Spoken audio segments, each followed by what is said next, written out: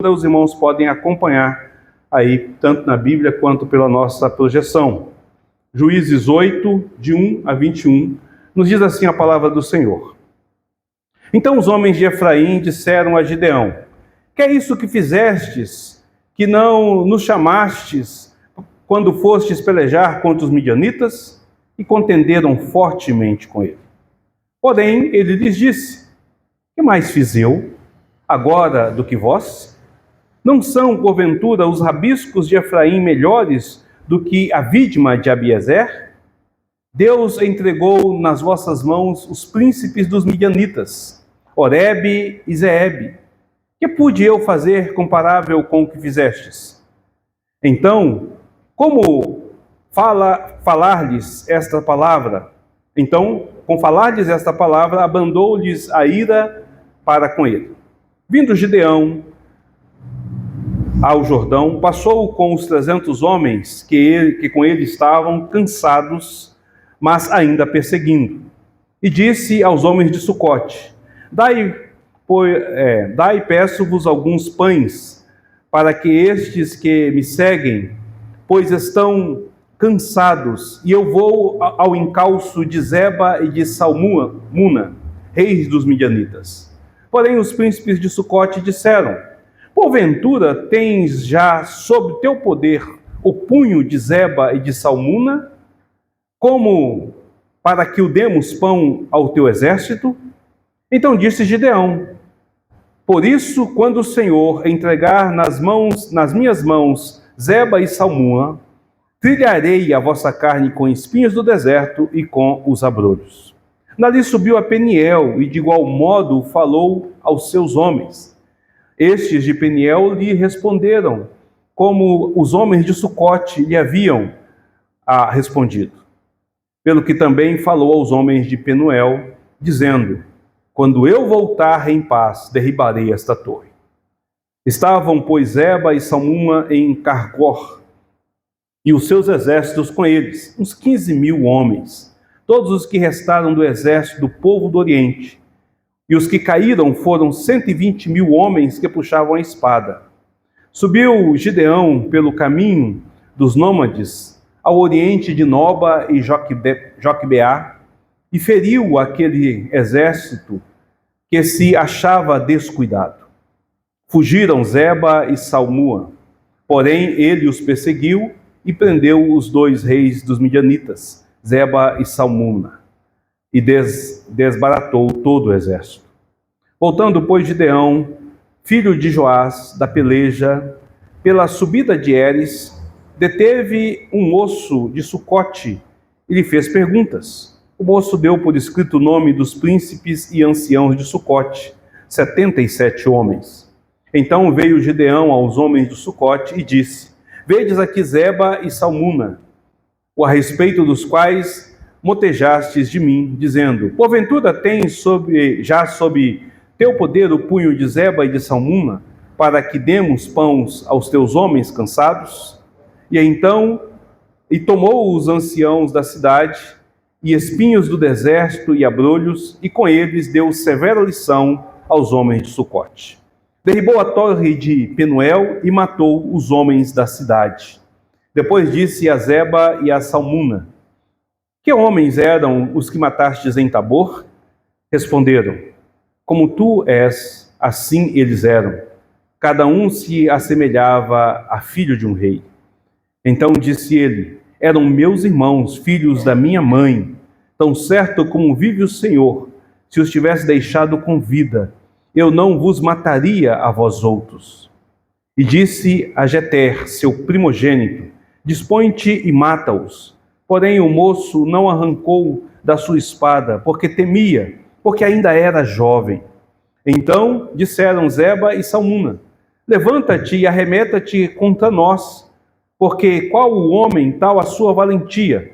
Dispôs-se, pois, Gideão e matou a Zeba e a Salmuna, e tomou os ornamentos em forma de meia-lua que estavam no pescoço dos seus camelos. Vamos orar mais uma vez? Pai Santo, bendito, majestoso Senhor, eis a tua palavra diante de nós, tão viva e tão poderosa. Revela a tua vontade e teu querer. Nos instrua como bem lhe apraz. Nos orienta, ó Deus, segundo a tua graça e a tua misericórdia. Em nome de Cristo Jesus. Amém e amém. Meus queridos, as últimas cenas que nós temos registrado nos versículos finais de Juízes 7 e os primeiros movimentos, esses que nós lemos aqui a respeito de Juízes 8, eles não estão desconectados, eles fazem parte de uma mesma redação, é a mesma marcha, é a mesma batalha que eles estão vivendo. Inicialmente, a batalha acontece pelo poder de Deus. Com seu poder e sua soberania, ele então desbarata 120 mil soldados, acaba com eles. Mas agora é a hora da ação humana, da resposta dos homens. E o começo, que foi com jarros quebrados e trombetas soando, continua agora através de decisões, de reações e de escolhas feitas por aqueles que estavam à frente desta batalha. Nós vemos isso a partir do versículo 22 do capítulo 7, onde Deus, então, depois de exterminar o inimigo, esse exército numeroso, que lá no capítulo 7 é dito como se fosse uma nuvem de gafanhotos que cobriam a terra, nós percebemos que ele deixa um remanescente. Um pequeno grupo consegue fugir destes. E aí agora, neste encausto, é a hora de Israel entrar em cena. E a Israel não vai apenas perseguir o que sobrou do exército, não vai apenas acabar de destruir os inimigos, mas agora este texto também irá revelar o que há dentro de cada um daqueles que estão ali do povo de Israel. Então, Juízes 8, versículo 1, abre este novo ciclo, onde vai mostrar que a guerra continua, mas o campo de batalha agora é outro. E o primeiro som que nós ouvimos não é o som da guerra, não é o grito dos inimigos atacando, não é o tilintar das espadas, mas, por incrível que pareça, é a queixa de irmãos. O versículo 1 então vai dizer: então os filhos de Efraim disseram a Gideão: que é isso que fizestes? Que não nos chamastes, quando fostes pelejar contra os midianitas? E aí nós olhamos para essa fala e inicialmente nós podemos pensar que parece que Efraim está reclamando de não ter participado disso como modo estratégico, como se eles estivessem preocupados com a nação, com o povo que ali estava. Mas eles não estavam preocupados com a nação, eles não estavam preocupados com a segurança nacional, nem estavam preocupados com táticas militares, queridos. A verdade é que ali há um tom de mágoa. A verdade é que há uma vaidade ferida. Efraim não queria apenas lutar, ele queria ser visto lutando. Ele não buscava obediência à ordem divina, à missão que era dada, mas ele buscava o reconhecimento da vitória que havia alcançado ali diante daquela realidade. E não é difícil a gente entender o porquê disso. Para a gente poder entender, a gente precisa de conhecer um pouquinho do que nós estamos falando e da região e do período que nós encontramos. Efraim, neste período, ela é uma tribo importante. Ela é uma tribo rica, é uma tribo numerosa, tem um grande contingente de pessoas, e ela é politicamente influente na região ali onde ela está. Costumava ser o centro das decisões, daquilo que era decidido ali. Efraim estava sempre no meio, envolvido. Então, eles esperavam ser protagonistas, esperavam estar à frente disso. Mas agora, eles veem Gideão, que é da tribo de Manassés, uma das tribos menores, que é da família dos Abierritas, que é uma das menores famílias, que vai conduzir a vitória sem ao menos consultá-los. Então o orgulho deles começa a ferver. O orgulho deles é ferido. Ironicamente, queridos, essa atitude de Efraim revela duas verdades profundas. A primeira é que vai confirmar aquilo que o Senhor havia dito quando Deus reduz o exército de 32 mil homens para 300. O motivo pelo qual Deus manda os outros irem para casa é porque eles iriam se vangloriar, achando que a vitória foi pela mão e pelo poder deles. Mostra que Efraim é uma dessas tribos. Deus nem sequer a chamou, nem sequer foi nominado entre as tribos. E eles já estão aqui reivindicando por que eles não foram chamados para poder dizer que participaram dessa vitória, dessa glória. A segunda verdade que apresenta é que, veja bem, olhando para a forma como Efraim está lidando com Gideão, a forma como ela fala, nós podemos perceber que eles jamais iriam se submeter ao juiz. Jamais iriam submeter àquilo que é dito, que é falado por parte de Gideão. Então nós vamos perceber que a glória de Deus, a honra da batalha, a fama da vitória, ela começa a se dissipar em meio às mãos humanas. Gideão vai responder, não com grosseria, não com afronta, não reivindicando autoridade, não dizendo, eu fui juiz, por isso que eu tomei essa decisão. Ele usa diplomacia. E ele usa 4 argumentos para apaziguar a ira ou a revolta de Efraim. Ele começa dizendo, que mais fiz eu agora do que vós? Ele se menospreza, ele se diminui. Vocês fizeram muito mais do que eu. Não são, porventura, os rabiscos de Efraim melhores que a vítima de Abiezer?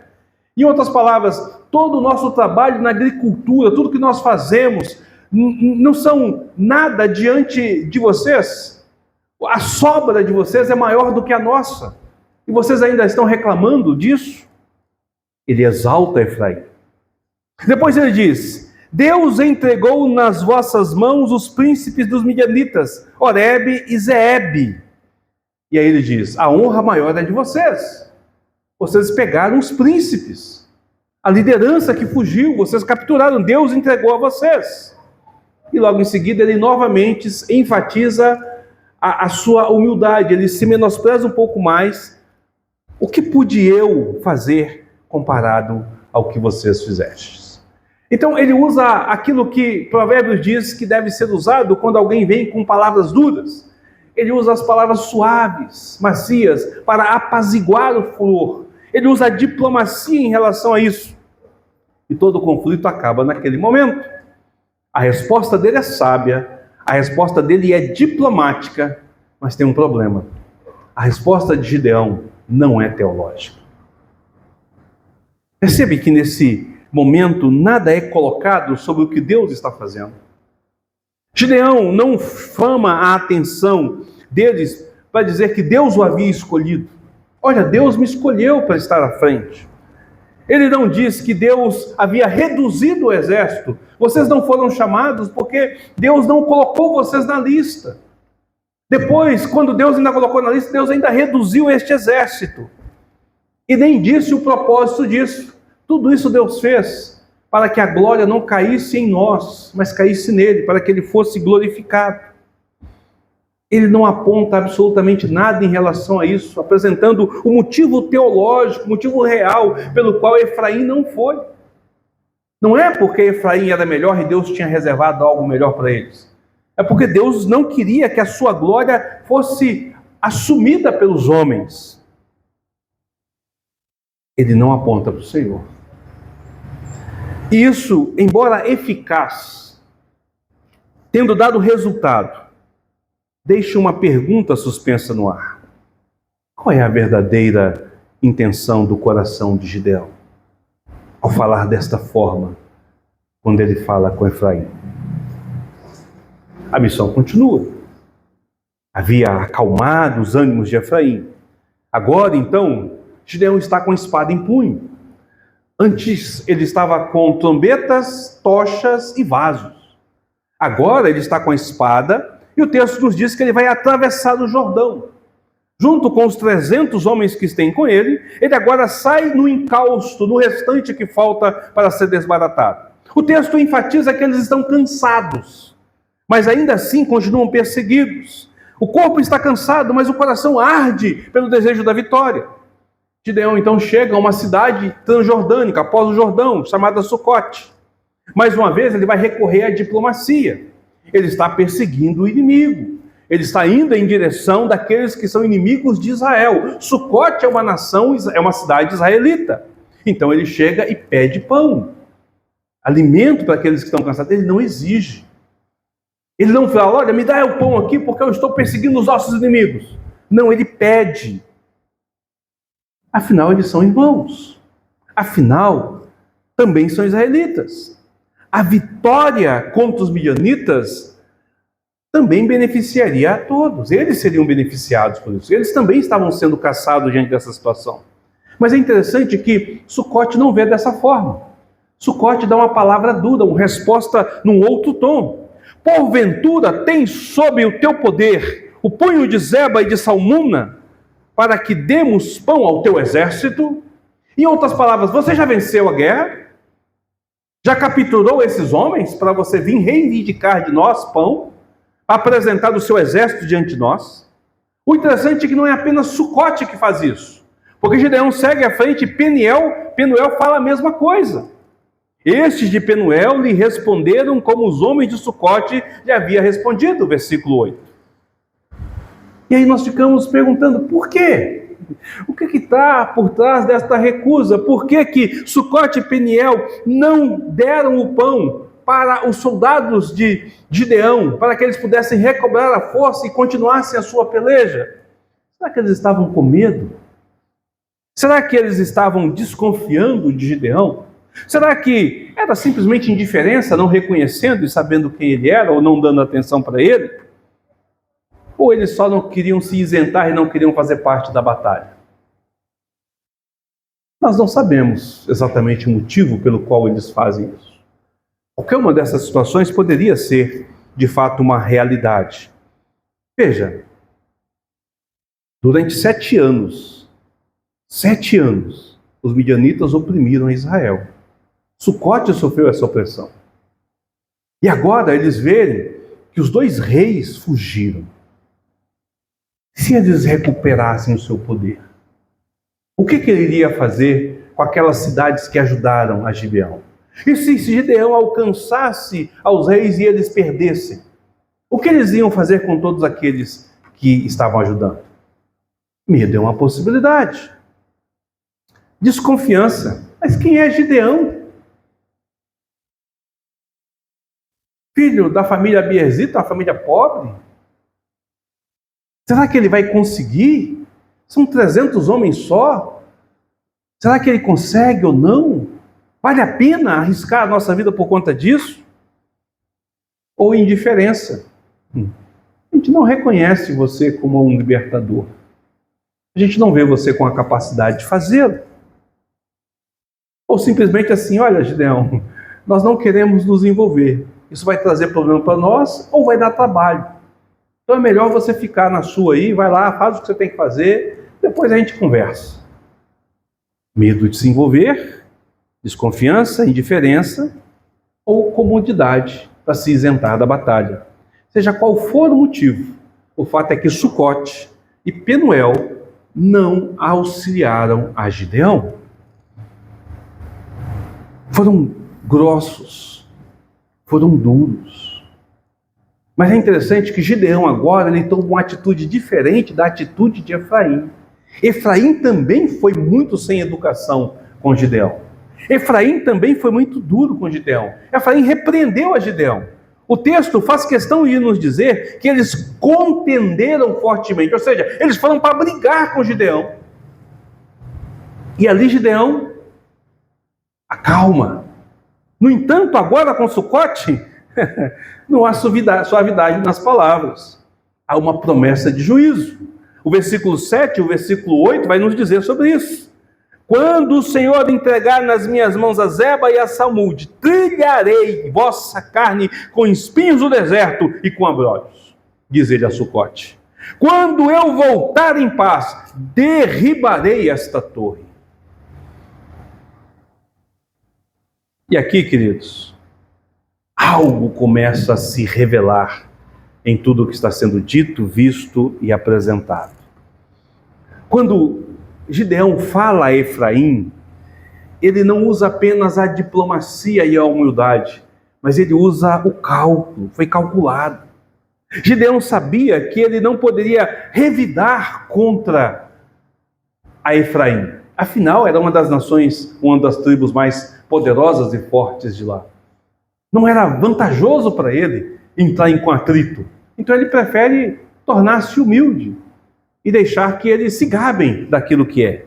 Contudo, agora, diante dessas duas cidades, ele se vê em poder de impor, em poder de exigir. Então ele reage com força. Passa na cabeça de Gideão. O que passa?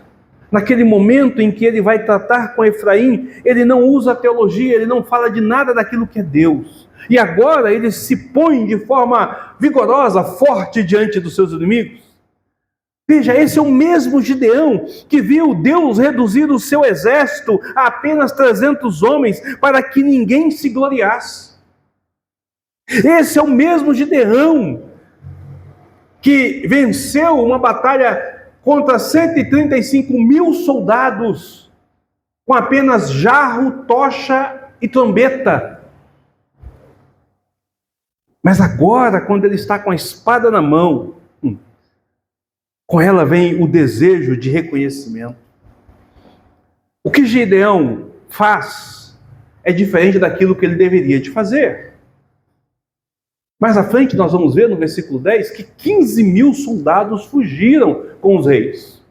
Esses soldados são a escolta que está protegendo aqueles reis. Provavelmente são os soldados mais treinados, são elites, são os que estão ali responsáveis para proteger a vida do rei. 15 mil passaram por Sucote fugindo, mas eram 15 mil.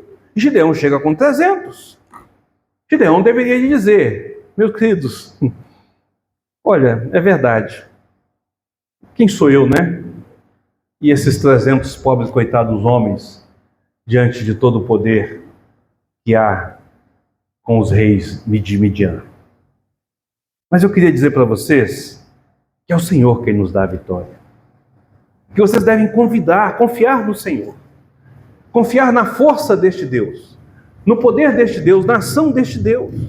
Ele me chamou para ir até este povo, para nos libertar. É Deus quem está nos libertando. Então vocês devem ir conosco. Mas a fala de Gideão não é essa. A fala de Gideão é outra. Eu estou perseguindo esses inimigos. E quando Deus entregá-los nas minhas mãos, vocês vão ver a força do meu poder. Quando eu voltar em paz, eu vou maltratar todos esses líderes, ou castigá-los. Quando eu voltar em paz, a sua torre de vigília será destruída. Em outras palavras, vou demonstrar o meu poder sobre vocês. Ah, Gideão. A missão continua. E agora o texto vai nos revelar aquilo que eu já falei, mas que no capítulo anterior a gente não via. O capítulo anterior usava a figura de nuvem de gafanhotos para falar do tamanho do exército. Mas nós vamos saber que são 135 mil. Porque 120 morreram à espada. Deus havia acabado com eles. Só que 15 mil fugiram. Ainda é um bom número, não é? 15.300 apenas? Gideão só tem 300 soldados. Dá quantos para cada um? Para cada soldado tem 50. Para cada soldado tem 50. E Gideão vai com esses 300. Mas isso já não importa mais, querido. Porque o Senhor está com ele. Porque as mãos do Senhor estão estendidas para abençoá-la. Então a vitória é certa. Ele vai certo de que Deus havia entregado nas suas mãos. Ele já havia presenciado um milagre maior. 120 mil morreu sem levantar uma única espada, o que é 15 mil diante da situação. E ele vai. E ele vence. Ele consegue desbaratar todo o exército. E aqueles outros 2 reis fogem, mas ele consegue ir ao encalço e ainda capturá-lo. Cansado. O texto nos diz que ele atravessa o rio cansado, com fome, porque o pão eles não tiveram, e ainda assim consegue vencer. Mas há algo no texto que nos chama a atenção, que tem a ver com a providência de Deus, com a ação de Deus em todas as coisas. Porque quando nós lemos aqui esta realidade daquilo que é apresentado, nós vamos perceber que aquele exército, ele estava, como que eu vou dizer, descuidado. Eles estavam descuidados. O versículo de número 10 diz: estavam em rancor, e os seus exércitos com ele, 15.000 homens, todos que restaram do exército dos povos orientes. E os que caíram foram 120.000 homens que puxavam da espada. Aí diz o versículo 11: subiu Gideão pelo caminho dos nômades, ao oriente de Noba e de Joquebeá, e feriu aquele exército que se achava descuidado. Quando que alguém está fugindo vai ficar descuidado? Eles pegaram aquele exército de surpresa. Eles não estavam preparados para a vinda de Gideão. Talvez eles achavam que já tinham escapado, que já estavam livres. E eles se descuidaram, e isso fez com que a surpresa acontecesse. Qual é a probabilidade, irmãos, de um soldado treinado, preparado para a guerra, sabendo que o inimigo está atrás dele, se descuidar, descansar, descansar da sua vigilância, abrir a retaguarda? É quase zero essa probabilidade. Mateus, que é policial, qual a probabilidade disso acontecer? O cara está preparado para matar ou morrer, ele sabe que a vida dele está lá. Então nós vemos aqui a mão de Deus intervindo, consegue perceber? Deus está agindo. Mas aí, queridos, aquela grande vitória que acontece ali, onde todo o exército dos midianitas, dos amalequitas, dos povos do Oriente foram desbaratados, quando os príncipes foram capturados e mortos, quando os reis foram capturados, não vira louvor nos lábios de Gideão, não vira motivo de adoração, não vira motivo de festa para com Israel, vira juízo em suas mãos. O versículo 16 e 17 nos diz então que Gideão cumpre a sua promessa. Nos diz o versículo anterior que ele vai, indo em direção a Sucote, ele encontra um jovem, e ele faz com que o jovem dê o nome de todos os que são líderes daquela cidade. E são 72 pessoas. Então quando ele chega em Sucote, o versículo 16 diz: e tomou os anciãos da cidade, e espinhos do deserto, e abrolhos, e com eles deu severa lição aos homens de Sucote. Ele bate nestes homens, ele castiga estes homens que não havia dado pão a ele. Depois ele segue até Penuel. E ele cumpre a promessa de derrubar a torre, mas ele vai mais além. Ele mata todos os homens daquela cidade. Ah, meus queridos irmãos, veja a tragédia instaurada. Aqueles que deveriam se unir, apoiar, se fortalecer, agora são tratados como inimigos. O canto da vitória dá lugar ao grito da ira. A celebração se transforma em vingança, e o louvor que deveria de pertencer a Deus é sufocado pela espada, pela força, pelo desejo de reconhecimento. Gideão trocou isso. Ele não glorificou o Senhor. Lembra quando Gideão está para atacar? Naquela mesma noite, no capítulo 7, nos diz que naquela mesma noite, quando Deus fala com ele, diz assim: desce agora e ataca os midianitas. Deus vira para ele e fala assim: ó Gideão, mas se você ainda está com medo, desce até o povo, desce lá até o arraial dos nossos inimigos, e ouve a conversa deles. O texto nos diz que quando ele ouve ali naquele momento, Gideão naquele momento adora o Senhor, ele louva o Senhor, porque ele viu que Deus deu a ele a vitória. Ele volta animado, anima os seus 300 soldados, cria a estratégia, volta e vence. Mas agora, com tudo acabado, cadê o louvor, irmão? Cadê o louvor? Cadê a adoração? Cadê o reconhecimento de que Deus está no controle e na direção de todas as coisas? Até os reis de Midian, Seba e Salmuna, tornam-se objeto de vingança e não são mais para a glória do Senhor, na libertação do povo. O versículo 19 e o versículo 21 vai nos dizer: então disse ele: eram meus irmãos, filhos da minha mãe, tão certo como vive o Senhor, se estivesse deixado com vida, eu não vos mataria a vós outros. Gideão pergunta: sabe aqueles homens lá de Tabor? Quando vocês foram lá em Tabor e atacaram aqueles homens, lembra deles? Ah, sim, eles eram como você. E é interessante que os reis de Zeba e Salmoa cria algo para Gideão. Pareciam filhos de rei como você, um príncipe do povo. Gideão fala: pois é, eles são filhos da minha mãe, são meus irmãos.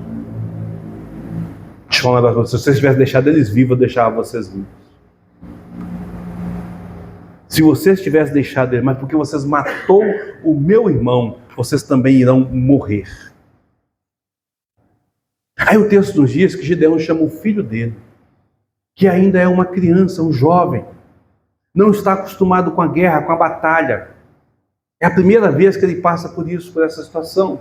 A intenção de Gideão é humilhar a Zeba. A intenção de Gideão é humilhar a Salmuna. Uma criança matou vocês, vocês nos escravizaram, vieram aqui, uma criança. Mas ao mesmo tempo, a intenção de Gideão é mostrar assim: nós somos fortes. O meu filho matou um rei. Nós somos os poderosos que venceram vocês, com todo aquele aparelhado, com toda aquela riqueza, com toda aquela força. Nós é que vencemos. Mas ele não tem experiência, então ele não faz isso. Zeba e Salmuna, eles não pedem pela sua vida. Ele diz: se você é tão corajoso assim, por isso que ele diz isso, vem cá e me fere. E aí Gideão vai lá e mata os dois. Mas ele não apenas mata esses homens. O texto nos diz que ele vai pegar os ornamentos em forma de meia-lua que estão em seus camelos. Aquilo que identifica eles como reis, ele toma para si. Queridos, a missão que começou com dependência, ela termina com justiça própria, não com a justiça divina. O servo que iniciou quebrando jarros, agora coleciona ornamentos. O líder que se escondia atrás da humildade, agora se move como rei, como todo-poderoso. A história de Gideão não é apenas uma memória antiga. Nós devemos de entender isso. A história de Gideão, ela é um espelho que nos alcança. E diante deste espelho, eu quero ressaltar 3 lições que são marcos para nós, que devem de ser experimentados e entendidos à luz deste texto para as nossas vidas, para nos ajudar na reflexão, para nos ajudar na correção, na rendição ao Deus Todo-Poderoso. Queridos, a primeira coisa que eu quero que vocês entendam é que nós não somos diferentes de Gideão. Gideão, ele não é o Cristo, ele é nós. A expressão dele é como nós, como falhos, ainda que ele aponte para Cristo, sendo o libertador do povo. As falhas dele mostram que ele não é digno de chegar perto de Cristo. Ele chega perto de nós. Por isso é importante a gente observar isso. Por isso é importante a gente parar para atenção naquilo que acontece com essa história e que nos apresenta 3 lições. A primeira lição é que é preciso entender que o nosso ego sempre tentará roubar a glória que pertence a Deus. Nós sempre estaremos lutando com o nosso ego, com a nossa vaidade, com o nosso orgulho, querendo usurpar aquilo que pertence a Deus. Efraim queria aplausos, por isso ele reclama, mas Gideão também. Por isso que ele age dessa forma. E quantas vezes, queridos, nós também não estamos em busca de reconhecimento? Quantas vezes nós não lideramos, agimos e fazemos à espera de elogios? Gideão não fala, Gideão não fala sobre Deus em nenhum momento, a não ser para se gabar. Você reparou nisso na história? Ele não fala em Deus em nenhum momento, a não ser para se gabar. Quando ele tem que mostrar que a glória do Senhor diante de Efraim, ele joga para Efraim. Quando ele está diante de Sucote, o que ele diz é o seguinte: quando o Senhor me entregar nas mãos, vocês vão ver comigo. E quando ele está diante dos reis, se vocês não tivessem matado os meus irmãos diante de Deus, eu não mataria vocês. Às vezes em que Gideão fala de Deus, não fala para glorificar o Senhor, ainda que Deus esteja em seus lábios, mas fala no sentido de promover a si mesmo como aquele que é enviado do Senhor. Quantas vezes nós estamos em busca de elogio? Quantas vezes, irmãos? O coração que deveria se curvar diante da graça, agora se curva em busca de protagonismo. A vitória, ela nunca é nossa, ela é sempre do Senhor. Gideão venceu com 300 homens sem espadas. E aí depois ele vai como herói, com as espadas, tentar vencer. Mas se Deus não intervém, ele cairia na mão daqueles 15 mil homens. A glória pertence exclusivamente ao Senhor. Mas Gideão quer reconhecimento. Ele se vê como herói, que ele não é. Quantas vezes, queridos? Quantas vezes nós somos tomados por isso?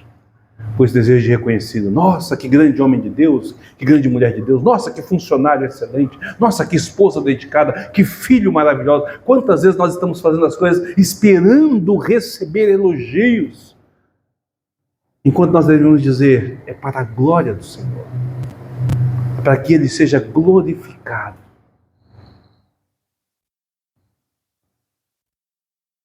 Segunda lição, nós vamos reconhecer, querido, que muitas vezes nós agimos com indiferença e muitas vezes nós agimos com medo.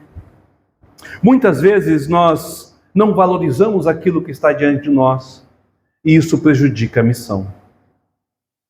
Sucote e Penuel, eles não quiseram se envolver. Eles confiaram em si mesmos. Sabe por que Gideão ele maltrata os 72 anciãos? Porque eles são a sabedoria da cidade. Eles é que sentavam à porta da cidade para discutir os assuntos. Eles é que definiam aquilo que a cidade deveria fazer ou não. Eles eram os líderes daquela cidade. E aqueles líderes resolvem que eles não devem se envolver com esta causa, ainda que fosse benefício para eles. Sabe por que ele derruba a torre? Porque a torre é o ponto de vigia. Gideão está dizendo assim, olha, vocês se acham sábios, mas não são. Vocês se acham poderosos e confiam nessas coisas, mas nada têm. Não há nada que vocês possam se confiar. Gideão está errado, ele não está certo na forma como ele agiu, nós vamos ver isso um pouco mais à frente. Mas a grande questão é que às vezes nós agimos como Sucote e Penuel. Nós nem fazemos, nem deixamos os outros fazer. E às vezes ainda criticamos o que é feito. Quantas vezes na igreja há ações, missões que precisam de ser realizadas e nós não nos envolvemos? Passamos a indiferença, para que eu vou fazer isso? Ou então diz, eu não tenho tempo, eu não tenho capacidade, eu não tenho isso. E lá no final ainda acabamos criticando. Podia ter sido melhor. Às vezes dá vontade de falar, por que você não fez? Por que você não foi lá e fez? Quantas vezes, querido, nós deixamos de fazer? E quando nós deixamos de fazer, querido, e ficamos assistindo o que está sendo feito, nós estamos prejudicando a obra do Senhor. Nós estamos prejudicando. A igreja não pode ser um conjunto de grupinhos vivendo a bel prazer. Precisa ser um corpo que se move junto, que sustenta o cansado, que alimenta o faminto e que caminha com aqueles que perseguem. Estamos na retaguarda, na linha de frente, e estamos na proteção das coisas. Nós sustentamos e mantemos a obra do Senhor. A nossa missão é avançar contra o inferno. Mas quantos estão lá na linha da frente? E quantos estão sentados, descansando, sem se envolver com nada? Sucote nos dá a lição que nós precisamos de nos envolver. Fazemos parte desta obra. Fazemos parte desta questão. E por fim, mas não menos importante, nós nunca devemos desviar o olhar de Cristo. Devemos sempre estar olhando para o Senhor. Veja como Gideão começa, como alguém obediente, disposto a servir.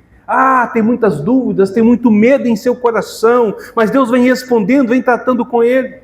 Porém, à medida em que ele vai ganhando confiança, à medida em que ele vai se tornando aquele herói, em que ele vai assumindo este papel, à medida em que, diante dos seus olhos, os desafios começam a cair, ele para de olhar para o Senhor e começa a olhar pelos feitos, pelas obras de suas mãos. Seu ego, então, infla. Sua vaidade é atiçada. Ele começa a cobiçar a glória, a honraria. Nasce nele o desejo da vingança. Uma fome pelo poder vai ofuscar a sua visão sobre o Deus que está à frente de tudo. E aí ele cai na negligência espiritual, negligenciando o Senhor que está a todas as coisas. E agora, mesmo sendo vencedor, mesmo tendo vencido a batalha, na verdade ele se torna um vencido, um perdedor, porque ele perdeu para si mesmo. O maior inimigo que ele tem não são os midianitas. O maior inimigo é o seu próprio ego. Olhe para o discurso de Gideão final e para o discurso inicial de Gideão, ainda no capítulo 6. Quando o anjo chega para o Gideão e diz: salve, homem valente. Ele: eu, homem valente? Sou mais humilde da minha família, de uma família humilde dentro de Israel. E nós estamos aqui, eu estou aqui malhando trigo, escondido. Como é que eu sou homem valente? Vai na sua força e livra. Eu livrar? Que força eu tenho? Mas eu sou contigo. Como é que eu vou saber que é? E Deus começa a dar prova para ele, ele começa a perceber que Deus está com ele. Na hora da batalha, na maior batalha, Deus fala: agora diz, Gideão. E ele teme, Deus conhece o coração dele. Mas você está com medo, não está? Então vai lá no povo, lá ver que eu já dei a vitória. Gideão desce, ouve a história do pão de cevada. E ali naquele momento glorifica o Senhor. Ele diz: nossa, Deus é bom demais, maravilha. O Senhor me deu a vitória. Deus fala com ele: Gideão, não é para a glória do homem, é para a minha glória. Agora é fácil, irmão, depois que venceu, é fácil a gente se gabar. Depois que a luta passou, é fácil a gente dizer: não, eu sou corajoso, eu sou forte. Na hora está se borrando todo. Mas agora, a rota arrogância. Aquele homem se perdeu ao longo do caminho. Quando ele chega a Sucote, a palavra dele deveria dizer: de fato, eu não sou ninguém, mas Deus está comigo. No entanto, ele quer que Sucote reconheça. A raiva de Gideão é porque Sucote não disse: nossa, Gideão, que homem grande, com 300 soldados, você está atrás daqueles 15 mil? Meu Deus, que coisa maravilhosa! Olha, vamos ajudar você. Ele quer reconhecimento, irmãos. A prova disso é que a morte dos reis não glorifica o Senhor, mas vinga a ele, glorifica ele. Aquele que lá atrás, estava com medo, agora rota grandeza. Eu só vou matar vocês porque vocês mataram meus irmãos. Deus sabe, Deus é testemunha de tudo que eu fiz. Deus é testemunha do meu poder. Deus é testemunha do quanto eu lutei para que isso pudesse acontecer.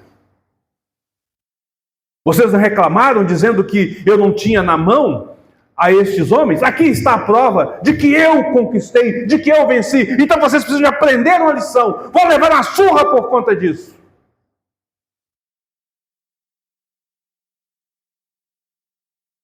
Um outro personagem tem uma ação diferente. Davi, quando ele é perseguido pelo seu próprio filho Absalão, há uma cena interessante. Davi lá vai fugindo à noite, a pé, com as suas esposas, com os seus soldados, de cabeça baixa, coberto. E aí, de repente, um louco, um desvairado, Uma pessoa sem noção, porque ele ataca o rei, sem noção nenhuma. Mas ele é parente de Saul. Ele começa a correr atrás de Davi e jogar pedra. E a reclamar com Davi, e a xingar Davi, e a amaldiçoar Davi. Tá vendo? Você roubou o trono do meu parente, agora você está pagando por isso. E ele taca pedra, e ele reclama, e ele diz enquanto Davi lá vai caminhando. Então um dos soldados se levanta, filho de Zeruia, e fala assim: deixe-me ir e matar este homem, que é este cão, para poder atacar o meu rei. Mas Davi diz assim: deixa, que tenho eu contigo, filho de Zeruia. Você não sabe que ele está fazendo o que Deus mandou? Quem sabe, por conta dessas suas ofensas, Deus ouve a minha oração e me livra do meu filho. Tem coisa pior acontecendo. Eu vou ficar me preocupando com este cão sarnento? Eu vou ficar preocupado com a minha honra diante do que está acontecendo agora? Vou ficar preocupado com o fato de que eu sou rei diante do que está acontecendo? Não, eu tenho que me preocupar com a glória de Deus. E ele segue. Então acontece a batalha, Absalão é morto. E agora Davi volta novamente como rei, empossado como rei. Aquele homem percebe a loucura que ele fez. Então ele vai, encontra Davi na beira do Jordão, para atravessar o Jordão. E aí quando Davi está para atravessar, ele vem pedindo perdão a Davi. O mesmo servo, filho de Zeruia, levanta assim: que é este cão para poder, que afrontou, agora vem querendo clamar, fazer clamar, deixa eu ir e matar este homem. E Davi fala: você está louco? Deus nos concedeu a vitória, Deus restituiu o meu reino. Este é momento de louvor, de celebração, este é momento de Deus ser glorificado, não é momento de vingança. Nós devemos celebrar a vitória que Deus nos deu. Ou seja, quando eu estava passando por dificuldade, Deus estava comigo. E agora que eu me tornei vitorioso, Deus continuou comigo, a Ele toda a glória. Olha a diferença de Gideão. Como seria muito mais bonito se Gideão tivesse voltado a Sucote e falado assim: vamos celebrar ao Senhor, porque Ele nos concedeu a vitória. Vamos juntos aqui celebrar o Senhor pela bênção que o Senhor nos deu. Olha, vocês estavam errados, lembra? Vocês acharam que eu não era capaz? Eu não sou capaz mesmo, não. Foi Deus quem nos deu a vitória. Mas a fala de Gideão é assim: vocês acharam que eu não era capaz? Estou provando que eu fui. Ele roubou a glória do Senhor. Nós nunca devemos deixar de olhar para a cruz de Cristo, meus queridos. Nós nunca deixemos de olhar para a sua obra, porque tudo o que temos é dele. Tudo é para Ele e por Ele. A glória pertence a Ele. Se temos uma boa família, louvado seja o Senhor. Se temos um bom casamento, louvado seja o Senhor. Se temos um bom emprego, louvado seja o Senhor. Se estamos numa igreja, louvado seja o Senhor. Se melhoramos de alguma coisa, louvado seja o Senhor. E se estamos em luta, louvado seja o Senhor. A Ele toda a glória. É isso que eu e você precisamos de fazer. Então, faça como Paulo, esquecendo das coisas que para trás ficam, prossiga para o alvo, Cristo Jesus. Fixe a sua visão em Cristo, porque você, meu querido, assim como eu, tem a tendência de deixar o ego tomar conta, e se tomar conta, cairemos e perderemos, ainda que pareça ser vitória. Baixe sua cabeça.